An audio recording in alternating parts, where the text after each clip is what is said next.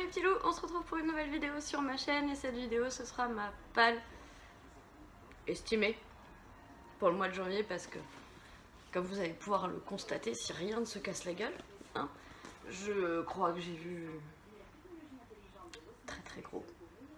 Qu'est-ce que vous en pensez? Voilà, j'estime que je peux lire tout ça sur le mois de janvier. Vous y croyez vous aussi? Moi pas vraiment en fait. Mais voilà, mais je vais vous présenter tous les titres que j'ai décidé de lire quand même. Hein, il y en a, ils sont un peu obligatoires, d'autres un peu moins, d'autres parce que j'ai envie et d'autres parce que c'est comme ça et c'est pas autrement. Donc, il y aura le tome 5 des Étoiles de Noces Aide, parce que, comme vous avez pu le constater dans ma vidéo bilan, la phrase What the fuck, dernière phrase du tome 4, il n'y a pas moyen, il me faut la suite. Voilà. Ensuite, parce que la saga Le Noir est ma couleur, je veux absolument connaître la suite et j'ai toujours pas acheté le tome 5, donc je gardais le tome 4 un peu longtemps pour me dire je fonce pas acheter le tome 5 tout de suite, mais là il faut que je lise la suite. Je compte continuer ma lecture du Pays des Contes, donc je vais quand même bien avancer quand même, du tome 5 avant de pleurer en lisant le tome 6. Il faudrait que je finisse les Fantômes de Secret Hill, que j'aime beaucoup mais j'ai à peine commencé. Voilà. Oui, je lis plein de livres en même temps, oui je suis un peu complètement tarée. Un livre que je lirai et il n'y a pas le choix, c'est comme ça et pas autrement, il s'agit de Mon ombre assassine d'Estelle Tarot, hein, voilà. Je viens de trouver un marque-page au milieu des livres, donc j'espère que j'ai pas perdu une page, on verra bien. D'ailleurs, c'est des marque-pages de mon association, ça c'est le regard de mon chat. Si vous avez envie d'en commander, je vous mettrai le lien. Il y a 3 types de marque-pages différents, on les vend à 2 €, c'est pour payer les soins veto de nos petits loulous. Je vous mettrai le lien en barre d'infos. J'aimerais lire What Lie de Jay Asher, donc je crois que c'est l'auteur de 13 Reasons Why. J'ai pas lu 13 Reasons Why non plus, mais j'aime beaucoup la couverture et il paraît que ça colle pile dans le Cold Winter Challenge.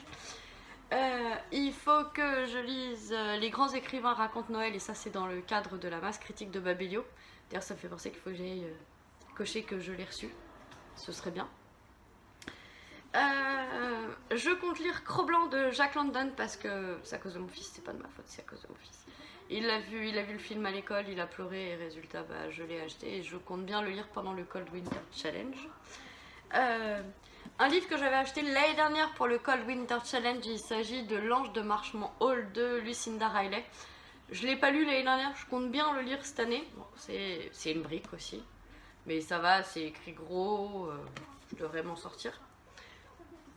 Donc voilà, et j'aimerais bien lire celui-ci que j'ai acheté, c'est 13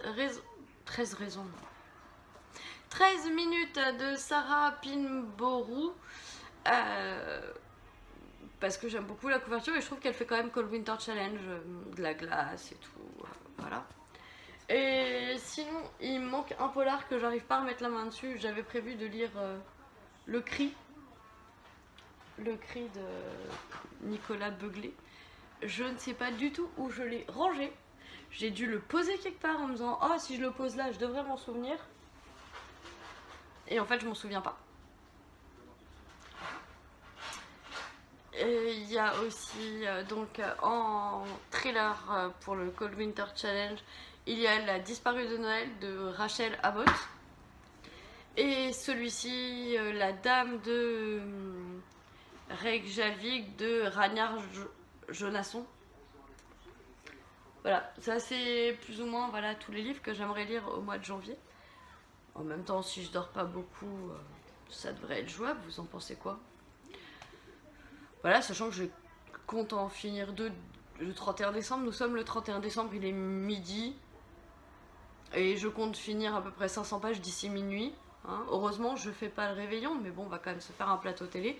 Surtout que j'espère qu'il y aura ce que j'attends dans la boîte aux lettres aujourd'hui pour se faire une petite session DVD ce soir parce que Netflix c'est trop dangereux, on n'en décolle pas. Et sinon, il y a forcément encore et toujours des romances éventuellement à lire pour le... Voilà, je viens de tout faire tomber dans la bibliothèque, c'est pas grave. À lire pour le Cold Winter Challenge, donc il y a Laisse tomber la neige de Cécile Chaumin. Donc pareil, aux éditions J'ai lu la collection LJ. Et forcément, il y a Clair de lune à Manhattan de Sarah Morgan. J'ai pas lu les autres, mais c'est pas grave. Hein, voilà. Ça se passe à Noël et tout, donc voilà.